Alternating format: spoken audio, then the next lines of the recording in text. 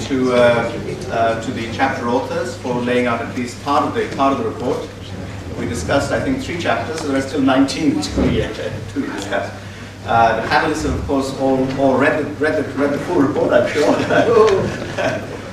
So I'm very grateful indeed for them that they would agree to be the panelists for this. We'll go in the sequence that's written on the program.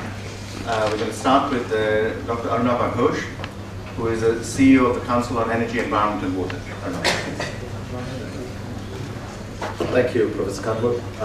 Good afternoon, everyone. Thanks for inviting me to participate in the launch of this very important document. I do look forward to reading substantial parts of it in due course. I've gone through some parts of it so far. I believe I have about 10 minutes for initial comments. I wanted to just first start by congratulating the panel for taking on this agenda, because it comes at a time when we should indeed be asking what kind of society we want. Professor Kanwar's presentation framed it very nicely in terms of the anxieties of our times. But those anxieties are also rapidly changing and evolving. Now, if I may just take one example, you showed declining inequality in Latin America. But if you just see the results of the Brazilian elections just 4 days ago, a lot of that decline in inequality has happened because of what was put in place in the early part of the 21st century in terms of public policy in Brazil. And whether the Petistas lost or won is less material to whether we are now questioning that public policy driven reduction in inequality was appropriate or not. And if that is questioned, then it again opens up a lot more, not just in terms of the white man's burden in the rural or poorer parts of America or Europe in terms of their stagnated real wages, but also raises questions about what's going to happen in emerging economies, including in Latin America. Similarly, if you think about South Africa and the sort of relative implosion that the economy has suffered, despite significant affirmative action that was put in place for black South Africans from the mid-1990s and throughout. The fact that a miners' strike and conflict can be a trigger for bringing out the fissures in another emerging economy should give us as Indians some pause as to what kind of society and economy we are building, or whether we are complacent or not. I wanted to focus the remainder of my time on some of the themes that I picked up through the course of the document. The first one I wanted to flag was on urbanization, actually, and the report nicely brings it out in terms of the kind of cities we want. But I wanted to frame it also in terms of this issue of overall social welfare, as well as the kind of meaning of life that we are aspiring to. That we are a rapidly urbanizing world, and that India is a rapidly urbanizing country is obvious and given.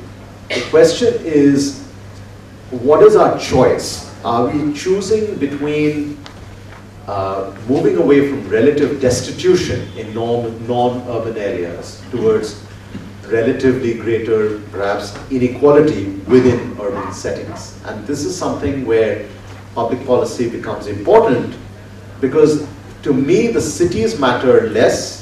Where contestations would play out would be in the peripheries of the cities, where the rural and the urban sort of conflate and combine, and where there are significant governance gaps. And this links to this issue of urbanization, the nature of urbanization, links to also the chapter that Unamita has led on the nature of economic growth and the kind of planet we want. because it is in our urban and peri-urban and that rural-urban contestation that the commons are being most challenged. We are sitting right now in Delhi, where air quality has progressively worsened. It is one of the responsibilities now I carry, not very well clearly. Yesterday, I spent much of the day visiting industrial estates in the periphery of the National Capital Region. And there are authorized industrial areas and there are unauthorized industrial areas. And driving through some of those unauthorized industrial areas made me think about the kind of things that maybe Marx had been seeing when he started writing about the challenges that industrial economy was facing in the 19th century. So urbanization should be celebrated if it reduces destitution, but our urbanization comes with these significant questions about governance, especially in the peripheries, as well as about what happens to the commons. The other set of comments I wanted to make, and Professor Kanber touched upon it in the context of inequality, is the role of technology. And I just wanted to frame it, particularly since this is a body of work that's come from a panel that's looking at social progress, is that do we have agency when we are engaging with technology? We are inundated nowadays with discussions about I think you use the word, the juggernaut of technological progress. And that sort of dovetails into more specific categories, for instance, artificial intelligence, automation, and so forth. So I've been thinking about this in recent months a little bit and researching this. And I think one of the things we have to recognize is that our agency will count if we accept that there are certain patterns that are quite palpable. Number one is that automation or artificial intelligence or quantum computing or whatever, any sexy term we can come up with, all this will unfold at different speeds within the same economic structure. So there is not a sort of pre-automation or pre-AI world and a post-AI world. India is a classic example where you have the most advanced and the least advanced. And that will create more contestation than just a binary choice of whether we have technology-driven job loss or not. Therefore, that brings me to the other part about trying to predict the future of jobs. And it is certainly a fool's exercise. A couple of years ago, I engaged on a nationwide project on the future of jobs. And one of the things we found out, unfortunately, was we had very little to say, apart from the fact that we needed systems of lifelong learning. It depended on the shape of enterprises and so forth, but it also depended on social security. It depended on how resources were managed. But to me, where this report becomes interesting is what would technology and the future of jobs do to bargaining power of labor?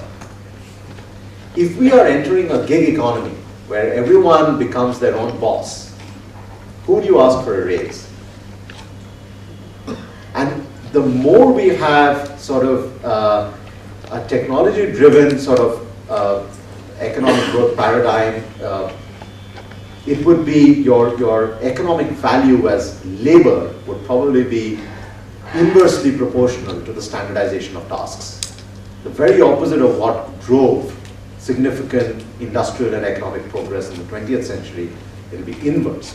So the more specialized and differentiated I am, higher would be my economic value, but equally it would make me my own boss, making me the trade union as well as the entrepreneur. So it's not really about robots, it's really about us. And it's that sense of agency that a panel on social progress is valuable because it emphasizes that message. The last 2 points I want to quickly make, I'm close to my 10 minutes, is on finance.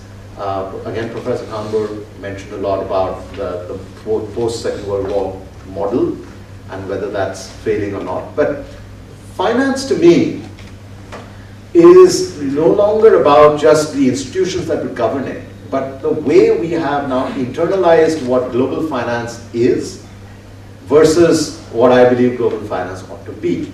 So it's not about lending from international institutions to just sovereign governments for infrastructure. It is really understanding how are we assessing risks. So a lot of emphasis, for instance, in India has been on financial inclusion. But have we done enough to understand perceptions of risk? So rich versus risk perceptions of rich countries versus poor countries. Risk perceptions between large infrastructure versus distributed infrastructure. Risk perceptions for new forms of resource efficiency versus the way we have continued to build a heavy carbon-oriented infrastructure.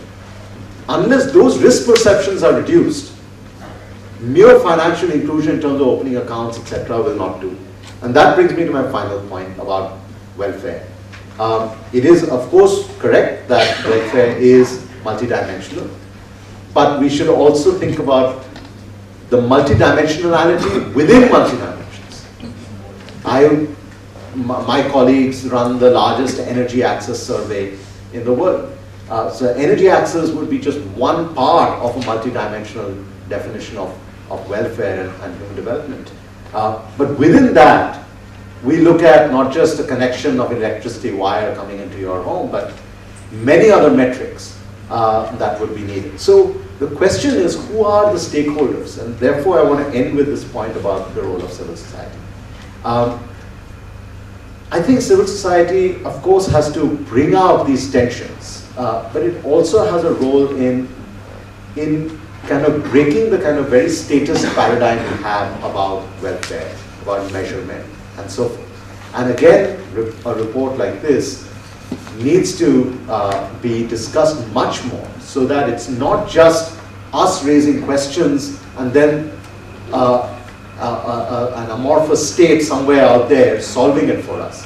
But again, us embedding that agency within ourselves, whether to measure, monitor, or enforce the kind of society we want. Let me stop. Thank you. Thank you. So we now have Professor Deepak Temple, who's a CSIR Distinguished Scientist and, of course, former Vice Chancellor at University of Delhi. Thank you for inviting me, because that made me read at least some parts of the report, particularly the summary and chapter 22, where I was very curious to see what could be the contribution of the social sciences to policy and institutional change.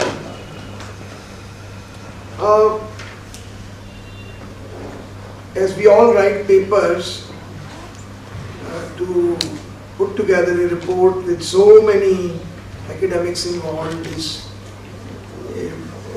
rather a very tall, difficult task, and the authors have really done a good job in bringing together some thoughts in a collective manner. But collectivity sometimes leads to only flagging ideas on which there is consensus and leave out the ideas which may be very radical but are individual based, or only few academics believe that. Nevertheless, what I'm going to say is mostly a critique of this report. And I'm not so sure that I'm correct on all the points, but I'll still take this opportunity to make a few points on why I believe that this report does not cover some very vital areas. When I read the summary, I very quickly realized that the obsession of the authors is with distributive justice or welfare, liberal ideals. There's very little in the report on generation of wealth. And maybe this is not the way social scientists are. They think this is somebody else's job and it's being done well. But when I listen to Ravi's talk right in the beginning, he gave some very important economic stats that how humanity has progressed in terms of wealth generation, both cumulative and maybe certain sections more than others in the last 100 to 200 years. So the report really doesn't touch a very important aspect of how generation of wealth can help the poor, how science and technology can help those who have not progressed enough and who do not have access to some very vital indicators by which we want to measure the social progress. Now, if we take Rawlsian's idea of deciding on our fate behind a veil of ignorance, almost everybody would like to be born in Scandinavian countries or in Denmark, which are rich and have very strong welfare element. And same way, if we had to decide in which era we will be born, most of the people behind this veil of ignorance will say today, not even Scandinavia, how it was 200 years back, because life expectancy in many parts of the world is more than what Scandinavian countries had 200 years back, and much better medical health, much better life. I mean, if you look at since 1900, how things have changed dramatically for all human beings. And most of it is due to science and technology. Ideology has created more chaos than solving matters, because we had the rise of communism and fascism in Europe, even though these societies were very well educated and had a very great scholarly past. So, the point I want to make is that life has never been so good. There is so much of knowledge available to lift everybody beyond poverty. The main thinking from social scientists, from economists, from even people from science who sometimes don't think about these things, is how to benefit those who have been left out of this through science and technology. And in a couple of points, I would like to be little deterministic and not leave it loose-ended. The liberal democracy is the best form of government. You can see the experience of humankind in the past 100, 200 years. And when Fukuyama wrote that at the fall of Soviet Union, that this was the only ideology which will survive is democratic liberal societies and market economies. I think he is correct.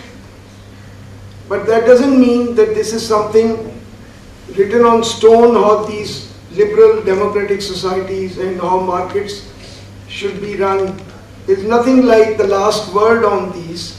There is always possibility, as Karl Popper wrote in his Poverty of Historicism, criticizing very deterministic ideologies, that by piecemeal tinkering, we can, by change in policy, we can make things better. Nobody should claim that things should not change, but should it be a dramatic change based on violence with which we have flirted in the past century without getting anywhere? I think the only ideology which is communism, we all know the fate it has met. Fascism, we know how bad it can be. The ideology which must be defeated is extreme fundamentalism, whether this is of religious kind or even environmental fundamentalism, which says you cannot go into this territory. Anything which says you cannot go into this territory is antithetical to the processes of science and technology development, because they can only prosper if there is freedom to do things and freedom to think and freedom to do an experiment. If you do not have that kind of freedom, that is catastrophic, as we saw in case of elimination of genetics from Soviet Union in Stalin's time, because it was said you cannot do this kind of science. Science also secularizes us. So I would urge social scientists to kindly look into how science and technology can help in terms of social justice, even those who are very committed to distributive justice, how science and technology can do. And you gave an example of the work of CG institutions in bringing about the green revolution and saving millions of people. And today CG institutions are not being funded because everybody wants to patent everything related to agriculture and biotechnology. And very fundamentalistic environmentalists tell us, don't even move into this area, because not considering how much these technologies are required by marginal farmers to raise their incomes. We can debate on whether it should be through public or through private that these technologies should come through. And I fully agree that the public system of research must be supported, and social scientists it would be very useful if they can look deeply into this issue, how public funded research can help better than privately funded. So to my meager understanding, the political path is quite clear. We have to put our faith in liberal democracy. We have to agree to Enlightenment ideals of rational discourse. There is no other way. There was something which was said that the Enlightenment may not be the only way of doing things, there may be others. We have to encourage innovation and entrepreneurship. And I think the education has to produce what I was very impressed by Dipankar Gupta's book on Revolution from Above, where he said that we need elite of calling. One of the biggest are keen on, those who are very keen on distributive justice and distributive welfare. Why can't we think of starting a movement at the global level for seeking a minimum wage for all human beings?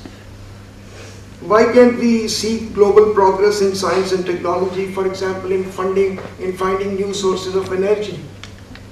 Energy is so directly related to quality of life, and the poor countries of the world and poverty-stricken people will never be able to rise if they do not have even an electric connection in their homes. So how are we going to cope with finding new energy sources? And that could be a global agenda which can go to the countries at a much lower cost than through the corporate sector. Why can't we keep on strengthening agriculture in tropics and subtropics through the CG institutions? And why can't we have a global movement to start this illicit movement of ill-gotten money and corrupt practices money? I think these are the global issues which can unite and which can bring together all the countries which are falling apart right now because of some limited interest in their winning an election here and there. So my request to social scientists is that please do not make yourself irrelevant by slamming corporations and business. Most of the economic rise is due to private investments and due to companies, whether we see electrification, construction, whatever area we want to see. Do not flirt with questioning the market system.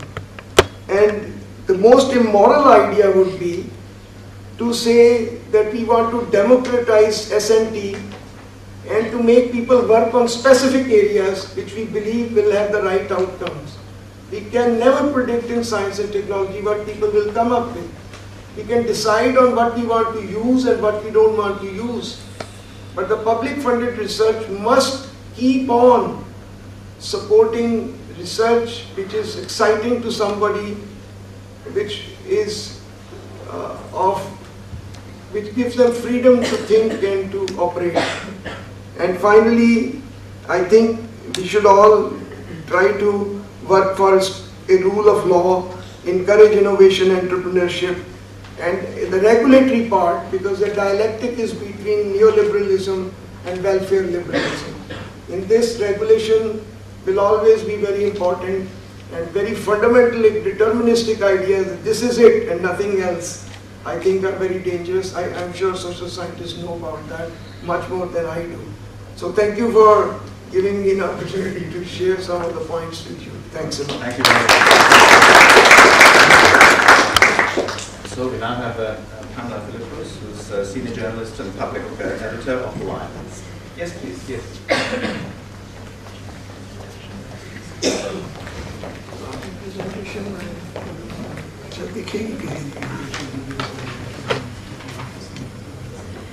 The coming together of so many institutions in the first IPSP is Rethinking Society for the 21st Century is a testimony to the strength of interdisciplinary thinking.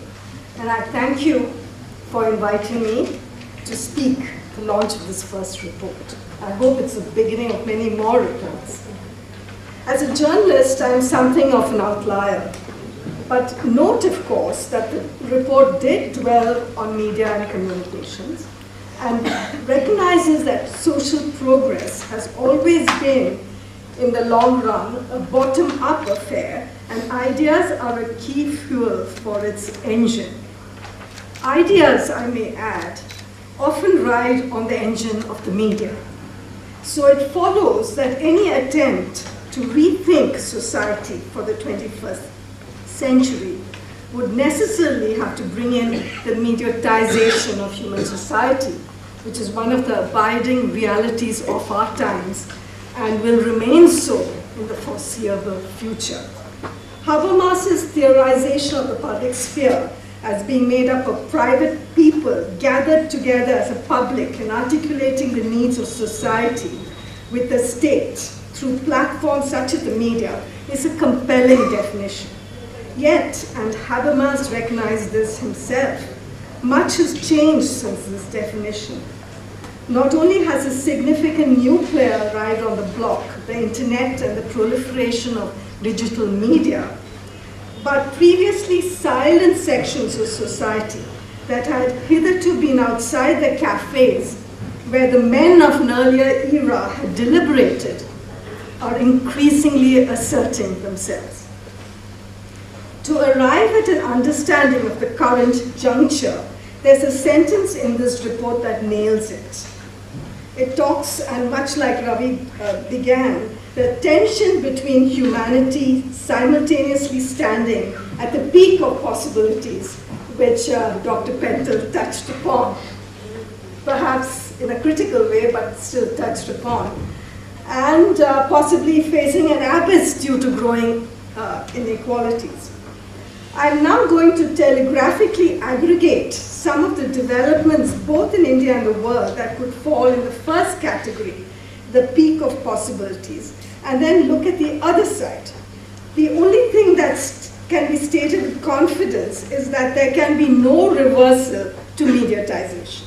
There's simply no going back to the days when the sole literate elder in the village read a newspaper and shared its insights with the larger community. The truly interesting aspect of this mediatization is the deceptively discreet way in which it has brought about tectonic shifts in our lives. A new device like a mobile phone initially met with ambivalence, even resistance.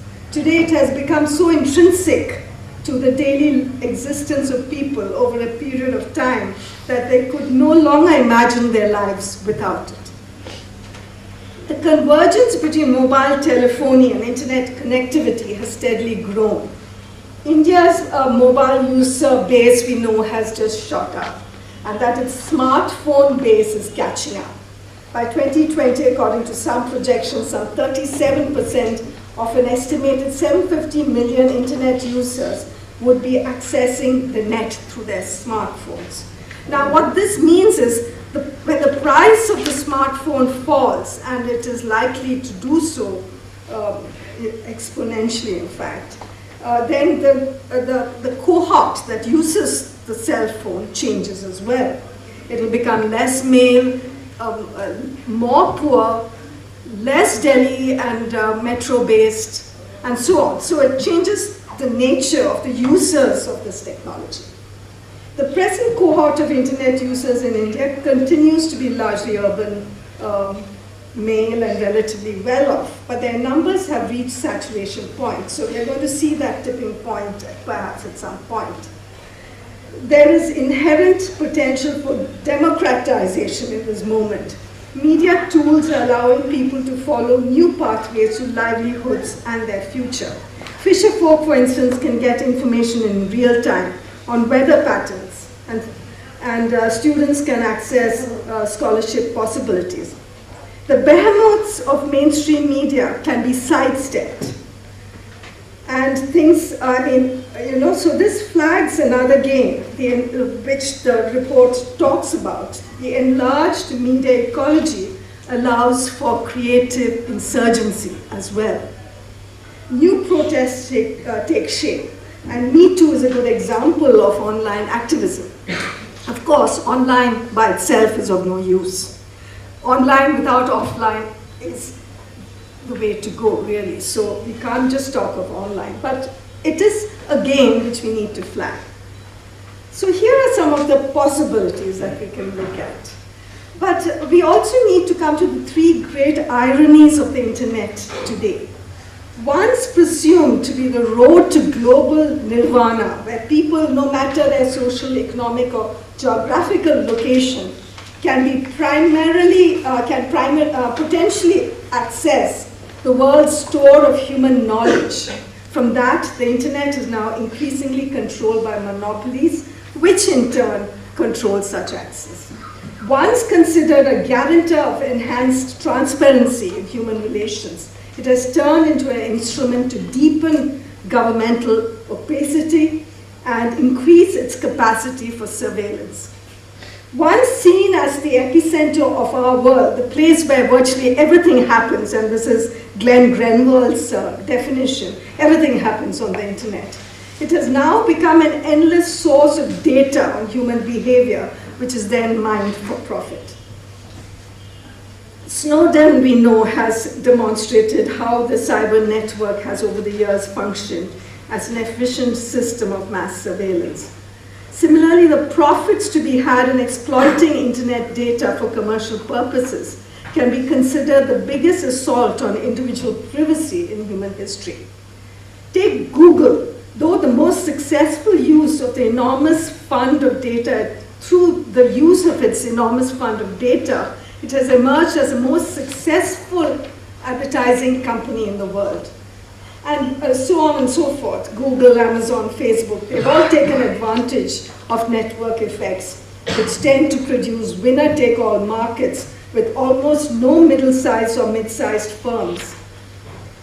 So this battle for domination fuels a scramble for global influence, which has direct implications for the less networked regions of the globe. This is also why there's an increasing number of attempts by net conglomerates to influence policy making in a country like India, which is seen as the last big market for growth in this sector. They leverage their immense global presence through what Evgeny Mozurov terms as the Google doctrine, or the enthusiastic belief among policymakers in the liberating power of technology.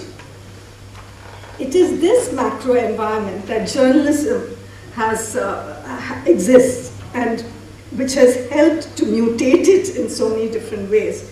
Today, social media is replacing newspapers and television as a primary site of breaking news. Threaded to this content is advertising so sophisticated as to be rendered invisible through the careful deployment of immersive apps and other devices. We are staring at a world where media profits are dependent not on the originality and hard work of journalists, but the invisible links that the media has with the powers that be, as our innumerable television talk shows would testify to. as also the number of clicks their stories attract. There are successful examples of journalism that conform almost entirely to the requirement of algorithmic searches. We don't need the journalist here. So AI has almost taken over. It could in the future. The conundrum we face, especially in India, is technology inclusion is easier to achieve than social inclusion, because the former, unlike the latter, holds out the promise to ruling elites of connecting markets and expediting capital flows, and therefore gains the requisite financial and political support. But media information can only contribute to change if other social, political, and economic conditions are at a particular stage and people are receptive to the information and able to act upon it. And I think that is where the value of a work like this is important, because it flags the importance of these other factors. The tragic reality in a country where an estimated 300 million are living lives marked by extreme poverty is that the media discourse of contemporary India, far from addressing growing inequalities and disparities within the country, has in fact contributed to deepening these divides. So I mean, if you listen and critically engage with the media that we consume, we know that this is the case. In other words, greater media inclusion has not translated seamlessly into social inclusion and inequality. In such a scenario, the question arises, how should the democratic dividend inherent in this moment of the media, and the internet more specifically, be protected and furthered despite powerful vested commercial and political interests working to the contrary?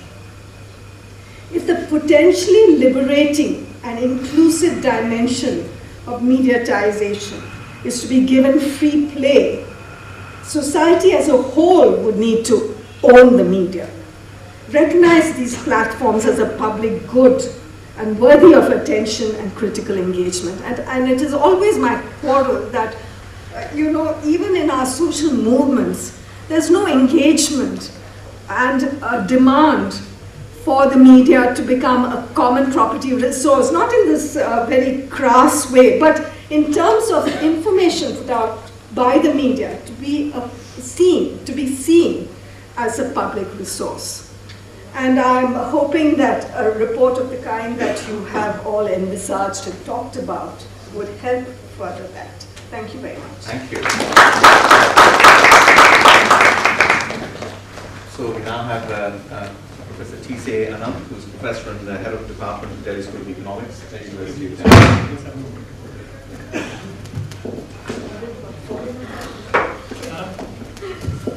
No, unlike you, ma'am, I did not take the trouble to write up something.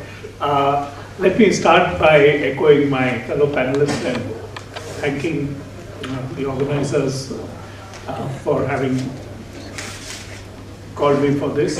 And more importantly than calling me, actually it sort of compelled me to start reading it, and I'm really glad that Purnamita asked me to come, because I don't think I will say that I've read all of it. I don't think I can do it in the sort of time which I devoted to it this quickly. But it has certainly provoked my interest enough that I do promise that I will read it, but not in a very short span of time, because I don't think this is a report which can be read very quickly. And because that's the experience I had when I started reading it. The couple of chapters which I was reading, each one of them made me stop and start thinking, and I think that's a good part of the way it's been done. So I first of all would like to start by complimenting you for the work which you've done, and I hope others will also read it, because I do believe we should read this and discuss what is being said. I don't think everybody will agree with everything which is said on it, because I don't think the authors agree with everything which is said in it.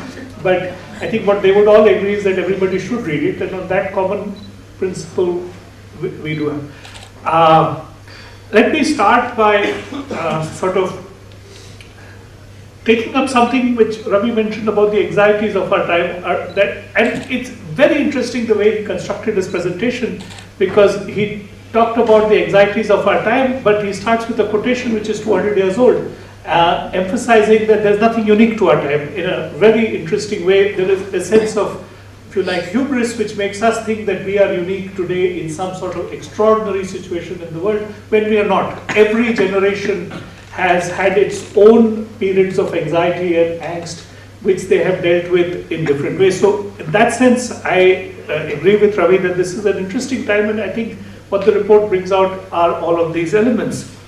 This current cycle of, if you like, anxiety discussion is probably now about a decade old. And in that sense, the timing of this report is really good. It's 2008 that the long boom which had taken the global economy came to an end. The Lehman Brothers collapse happened in there, I'm very bad at dates, but roughly around then. And virtually a 25-year-old boom period came to an end. It was the much longer boom than that had started at the close of the Second World War. And this collapse engendered a lot of thinking about the nature of our progress. Many people got engaged with it, governments got engaged with it. The government of France commissioned very eminent social scientists, Amartya Sen, Joe Stiglitz, Fitoussi, to talk about, are we measuring ourselves properly, and so on and so forth. All of this produced a very rich discussion in which this report too becomes a part. Not just at this level, but international organizations, the OECD, governments, the United Nations, all have been engaged with this issue of trying to sort of think about human progress, human development, what exactly do we mean? And a very interesting document comes out from the United Nations when the 2015 summit takes place, and the national leaders commit to a development agenda. And it's striking in its breadth, in the coverage, in the language which is being used. You have to read it to sort of get a feeling for how much they raise the same sorts of things that many of the issues in this report talk about. I mean, the language in its scope is breathtaking. They list out a set of development agendas which cover various issues: social, economic, environment, governance. Everything which you can think about is captured in some form or the other in one goal and target or the other. And it's not just that we will achieve this, they said that it must be achieved in an extremely distributively fair manner. So the heads of state that we pledge that no one will be left behind. We wish to see goals and targets are met for all nations, people, and for all segments of society. The reason why I'm emphasizing it is this language is extremely broad in its scope, intent, coverage, and it's really remarkable that at the level of a political state document written and endorsed by heads of states or countries, we have such a lot of concern for achieving development in such an inclusive manner. The United Nations then proceeds further to say that we want to do this and we want to do it over the next 15 years. So it must be done by 2030, and we will make sure that it is done. So we want a measurement protocol which seeks to measure it. Now the first thing in which I must sort of compliment the authors of this report and Ravi for highlighting this is their very firm underlining or eschewing of an attempt to develop either a comprehensive measurement protocol or even trying to define what constitutes social progress in any simplified composite manner. And I think that is really part of the problem, because unlike the panel from which this borrows its name, the panel on climate change, their challenge is much more complex. I mean, in an odd sense, the panel on climate change, with due apologies to some of the people who have been participating in it, had a much simpler exercise. In contrast, trying to sort of define what are the parameters of what are the required parameters and requirements of social progress is enormously complex. In some measure, simply because everything which is there in the panel on climate change is also subsumed in the element of requirement of social progress. So it is an enormously complex task. So, as is natural, and this is where I'm going to now take, not go on to the report, but try to sort of underline the difficulties of measurement and what the problem is.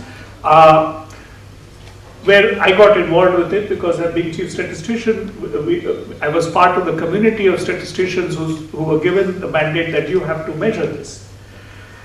And I will read for you the direction which was given by the United Nations, by heads of state. They wanted a measurement protocol which is simple yet robust, addresses all sustainable development goals and targets, including for means of implementation, but must also preserve the political balance, integration, and the ambition contained therein. If you were to look at this mandate, you will realize that what has been asked to be done is fundamentally an impossibility. And what happened is a very interesting story. The international agencies, all of which are very keen for measuring, and Ravi, your agency is one of them. Everybody looked at this as a gravy train, because if you get a measure and you get it included in this list, then jobs are protected for the next 15 years. So an enormous exercise took place with all the global agencies and civil society organizations you can think of who are proposing measures, and each one telling you why their measure is good and why it will meet the target. Purnamata's society, which she referred to in her presentation, not part of the group, but effectively the agenda is part of the same purpose. If my measure gets included, I get a sinecure for the next 15 years in which everybody will be compelled to report along my line. So a whole set of measures got developed. But in effect what they did is best described, I'm summarizing from a paper which I recently wrote, it's still in the process of being written, about assessing this agenda and the indicators. What we actually ended up doing is we reported what could be measured rather than what should be measured.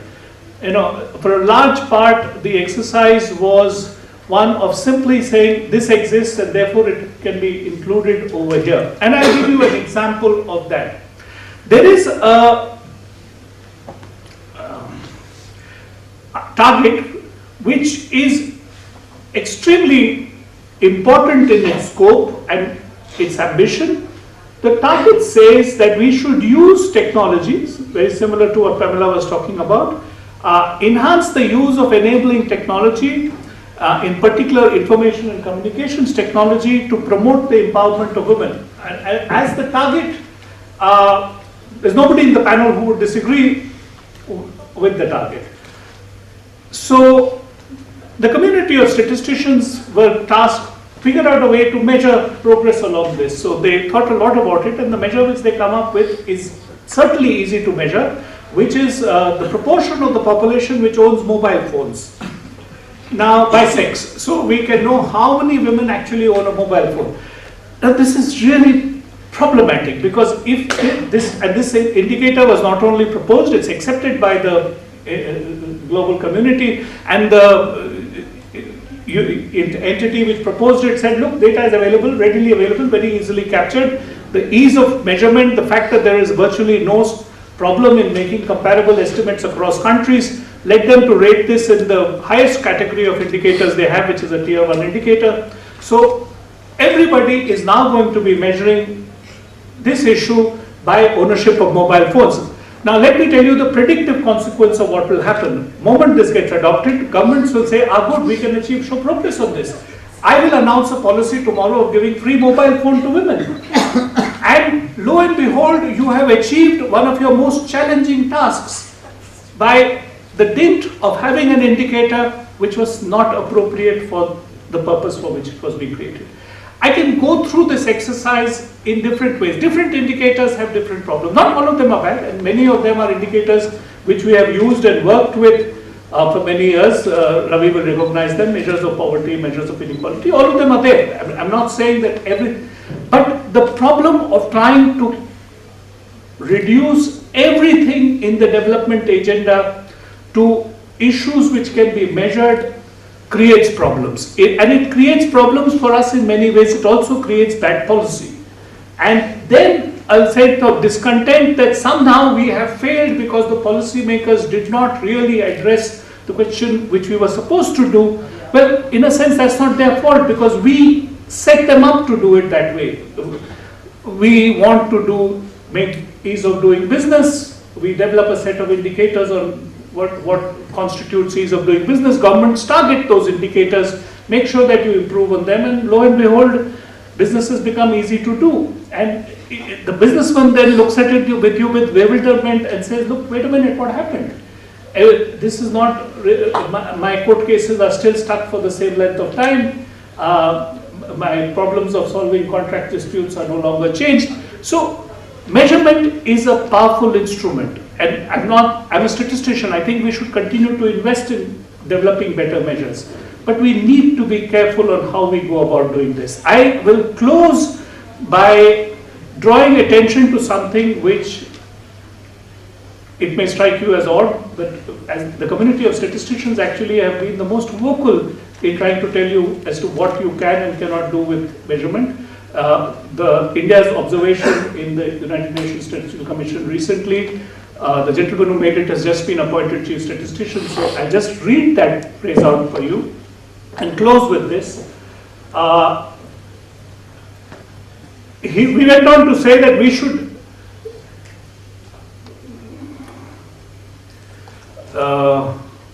indicators alone will not be enough to assess targets. Indicators are only one component of assessing implementation and progress on a target. Many indicators address targets only partially, and then we go on to say there is a need to develop an evaluation framework for the SDGs.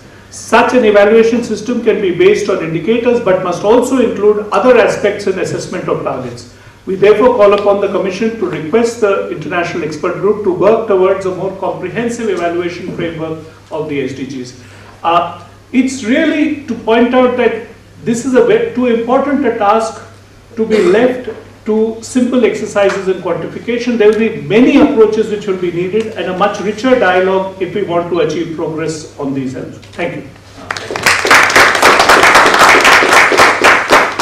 Well, friends, thank you indeed to the panel for really searching and probing your comments. So we have another 15 minutes or so before we have to leave the hall, 20 minutes or so.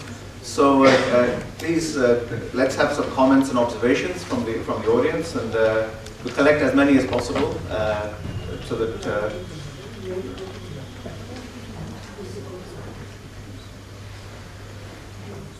Yes, madam. We need a.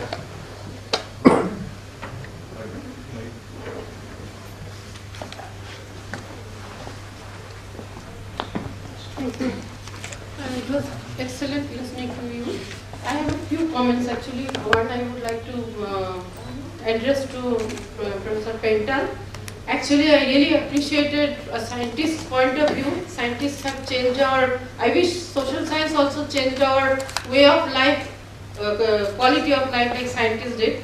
And scientists actually don't go by agreement but questioning, so radical changes take place. But somehow I find scientists also live in their chambers, and maybe they should participate more in the debates, social debates. And two things I have found little lacking. Of course, you have mentioned it. One is that, of course, you spoke about inequality, but somehow I find, uncertainty with these changes in economic policies and liberalization going on.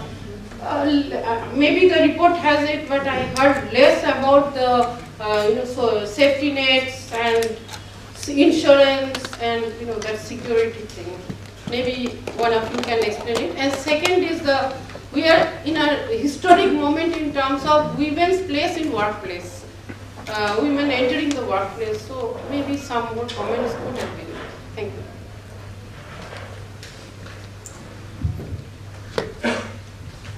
Any other comments?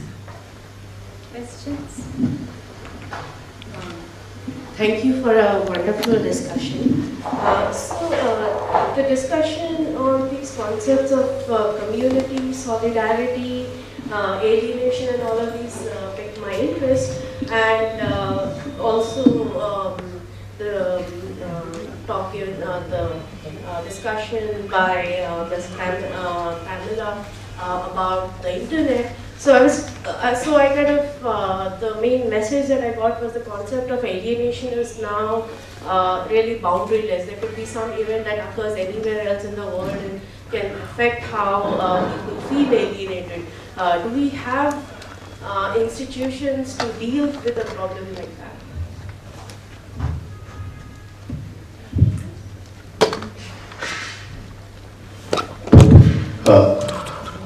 I would like to congratulate the panel for this very ambitious report. But of course, I haven't read it. But without having read it, I wanted to touch upon something that none of the panelists, none of the authors touched upon. It's a question, a little bit forward-looking question about consequences of some of the trends that you have, alarming trends that you have depicted. If we look forward to, let's say, the second half of the 21st century, there are strong fears that the second half of the 21st century might resemble the first half of the 20th century in terms of, mass, conflagrations and so on. Not only one aspect of it is the crisis caused by climate change, but also some of the other issues like intolerance, fundamentalism, authoritarianism, and so on. So, has this panel, or has the authors of this report considered anything related to, in terms of what could be done in terms of action to? It seems that we are moving towards a very dangerous trajectory. What could be done to? It's not just the diagnosis, the detailed analysis, but also what could be done to move away to from this apparently very dangerous trajectory that we're on.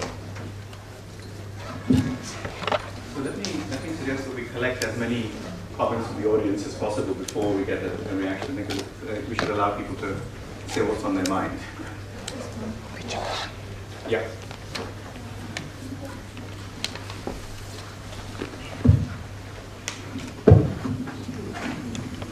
Yeah, thank you. An excellent panel. I just have a few questions or comments.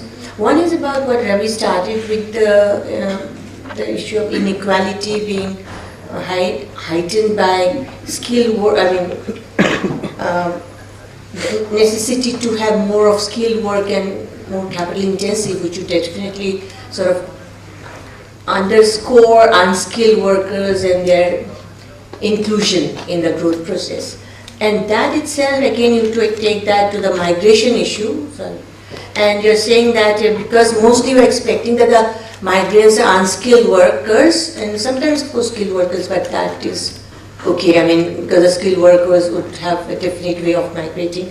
But the unskilled workers then raise the burden of redistribution to the areas that they migrate to. So in that way, then we're always finding that the unskilled workers are losing their, so what is the solution? How do we then transform unskilled to that way to skill? Is that a part of the wider discussion of what generally comes up? People come up in a very simplistic manner saying that formalization of informal economy, but really how do we go into it? In the report, are there layers or cross sections on these kind of issues? The other, again, is to the scientists of the panel, and what you've said, Professor Pantal, is very interesting, that we should not stop people from thinking or going and doing things. But at the same time, that if you know now, with the kind of knowledge that one has now, which might not have been there in the earlier periods, that certain things would disrupt and might cause, in the long run issues that might not get the complete benefit that this technological disruption has brought about. Then how do we always think, without regulatory mechanisms, Should we allow such disruptions? Good. Yes, please. Yeah. Okay.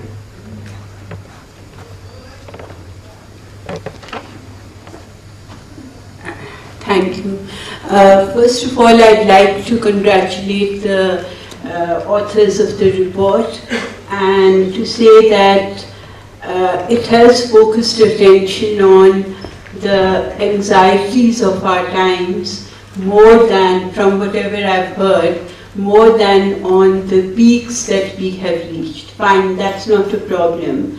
But there are 3 levels at which the report is attempting to do this. One is the conceptual level, the other is the measurement level, and the third, do we want to move to the question, how do we address these issues? At the conceptual level, I'm sure I haven't read the report, so I can see that a number of important concepts are introduced and I'm sure dealt with very, very well. Measurement, as was pointed out by TCA, has its own problems, and all this cannot really fall within the net of measurement. Even the more limited task that the Millennium Ecosystem Assessment wished to do was more successful in the conceptual framework than in the follow-up on measurement. There we were only trying to look at ecosystems and human well-being. And here you're trying to do much, much more than that. So, and if we go back to a systems approach, there is a certain path dependency. Now, if there is a path dependency, how are we going to move out of the institutional network that we have already? You pointed out towards this, towards the end, when you said that the institutions are embedded in the economic era of 1945. The political institutions similarly. But how do we move out of that? That's my big problem and my big question. And I'm not convinced you can do it from below. And from above, I don't know. So, is it a very pessimistic approach? I don't know. I'm just sharing some of my thoughts, and I congratulate you again. I look forward to reading the book. Any other? Yes, madam? So if you don't mind, just let people speak. I want to know about the future of work, good jobs for all, amid Pakoda politics.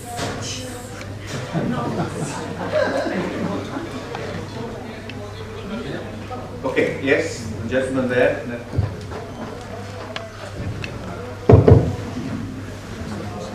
I want to say something about the role of science and technology in the social progress of society.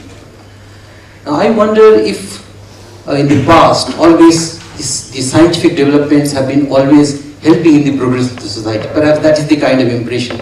And is it the nature of the science today that any developments, whether it leads to further progress or not? Now, I want to bring attention to the point which was made by Dr. Ravi Kanpur in the beginning, that what we call Industry 4.0, which is basically science-driven, is leading to a sort of anxiety and possibility that the process of industrialization might not spread across geographically to poorer countries as it would have on its own course. Here, in some sense, science is coming in the way of spreading of industrialization across countries rather than promoting it. I give another example. In the area of medicine, what type of medicine, what type of diseases will be targeted by the science and kind of driven by the market. Today we have a lot of research going into diabetes and hypertension, and relatively the diseases of the poor get ignored. Science is not neutral.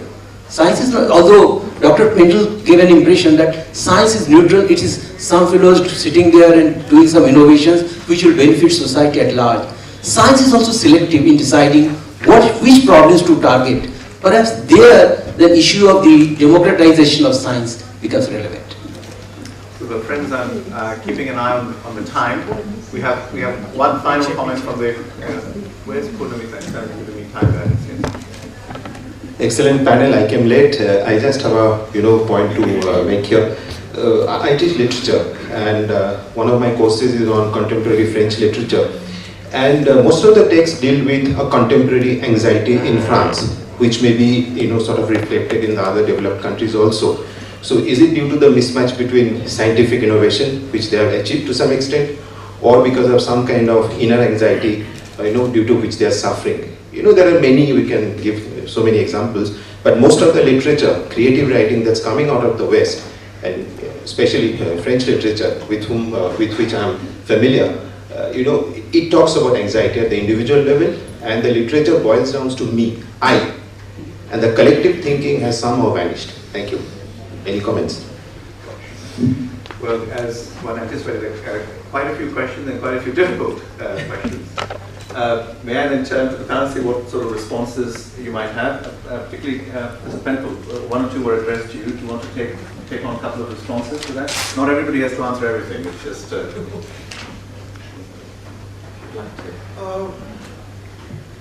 although I realize that it's not working. No.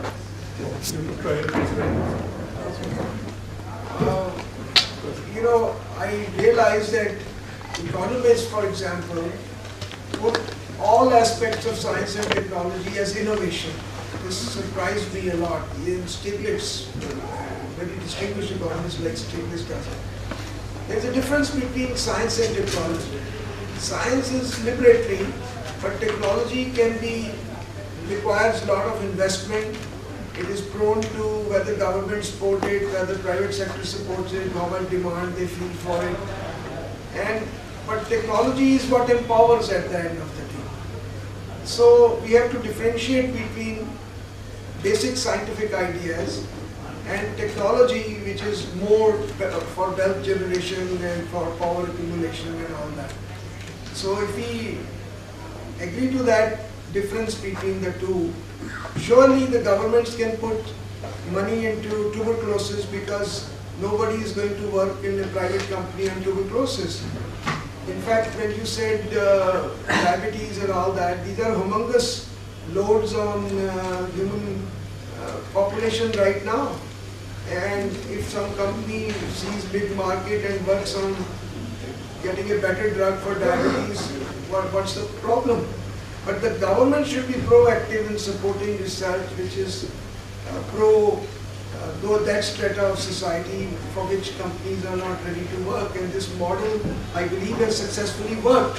Only thing is, the governments, we have to prod them to be more proactive in supporting technology development, not only science but technology development also, particularly for those areas where there is a social need.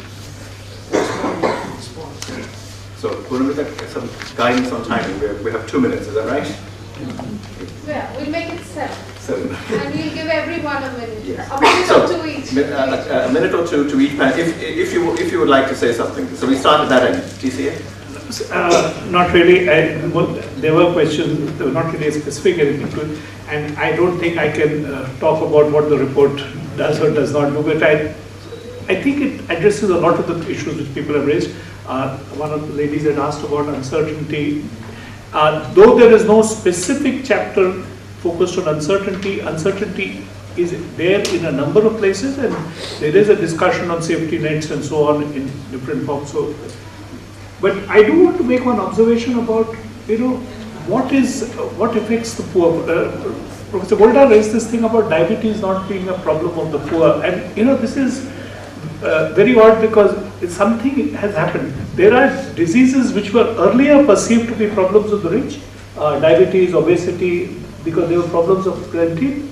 But if you look at the way the data on these is now coming out, both in the US as well as in India, both of these are actually problems of the poor, largely because of the way we have evolved in terms of what becomes available to the poor. So in fact, the poor being exposed to a much more limited diet. I'm now speaking from some observations of my wife who's been visiting a particular location in Himachal Pradesh for over 20 years. The fact that they are being compressed into a diet which is essentially rice and potatoes means that there is much higher prevalence of type 2 diabetes amongst the poor than would be the rich. In fact, most of the solutions which are being offered, organic food, health food, and so on and so forth, are in fact options not available to the poor. So, what constitutes a problem of the poor is driven often by data which is obsolete, and I'll stop with that. Pamela, did you have an Yes, just a couple of things came my way. One, of course, is this whole thing about alienation. And I'm wondering whether we can link anxiety with alienation, and Professor Patnaik's point that alienation and overcoming alienation should be part of the agenda of any change that we are looking for. So in this, I was interested, for instance, in the year 2011, which of course we know for the Arab uprisings, but it's also the year that saw, so many other movements across the world, whether it was Fukushima or even this whole thing of 99%.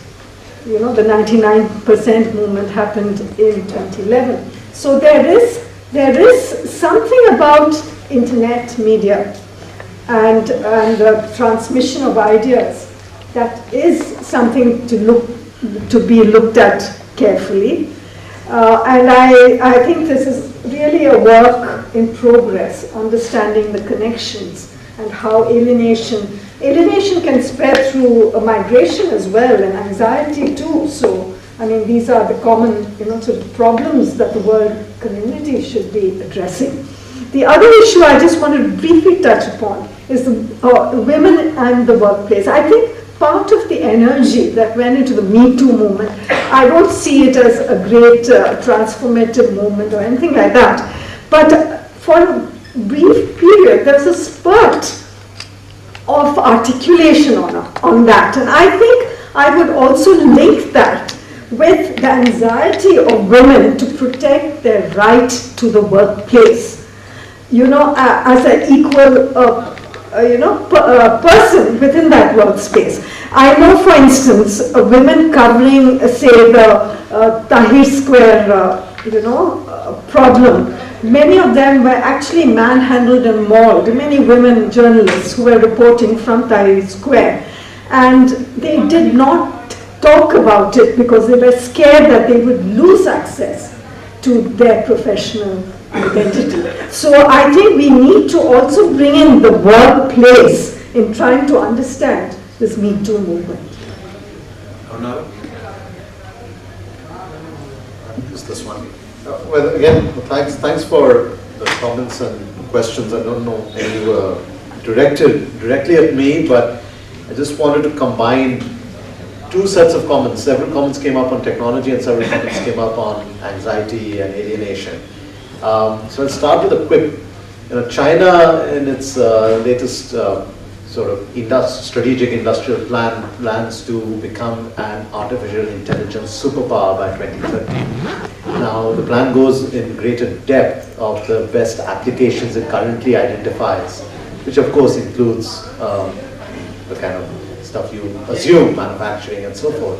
But it also includes in its top 10 applications for AI to be companionship. So the quip aside, the point I wanted to make is that the agency with which we engage with technology would be critical to shaping the society we want. The question I've been wrestling with is, should we tax robots? If robots increase our economic productivity but displace jobs, should they be taxed in terms of and using those revenues to redistribute for the impact it is having on humans. Equally, if robots improve the ability to deliver social services, then should we lower the taxes on them? So this is not just the corporation, but how we engage with technology. And I think at the core of this is somewhat the anxiety is coming from the fact that we feel that we don't have agency. We feel that the state will solve it. Or we feel that even if we want to solve it as a society, we don't have the instruments to do that. And I would just urge us to keep thinking along those lines. Thank you. Okay, friends, I think you can see the doors are being opened and people are coming in. So let me suggest, Punamit, that I hand over to you to close the session. Okay, why don't you? Have any last comments? Words of wisdom. No. As with most of these reports, just going back, obviously the report and the individual chapters and so on are stronger on description, diagnosis, characterization than here are the 4 things we need to do, and that's not the nature of the report either. But if you take the case that I was looking at, the institution and the World Bank and so on, and the impasse that we're in with the US having this having this veto. So the characterization of that is important as a first start in terms of changing that. But of course, how do you change that? Well, the way it's actually happening is that China is setting up the AIIB, the BRICS are setting up the BRICS Bank, and so on. So they're trying to work around it. And the way that I think that's in some sense, that's an inefficient way of moving around. That's the reality of the thing. But I think to characterize that, to pinpoint it, to say it's the US veto, which is a hallmark of 1945, I think is what you're quite right. That's what the report is stronger on than saying, now this is the next step that we're going to do from that. And I think one has to say that. So thank you, panelists. I think they all deserve a very big hand. I would also like to thank my co-authors, Professor Ravi Kanbod, Professor Nirja Gopal Jayal, Professor Prabhat Patnaik, and ask you to join your hands to applaud. Finally, I would like to thank our director, Professor Manoj Panda, for his support, and all the officers and staff of the Institute of Economic Growth who have made this event possible. Thank you very much. And thank you, audience. It's been a great audience. Please do join us for some tea and snacks outside.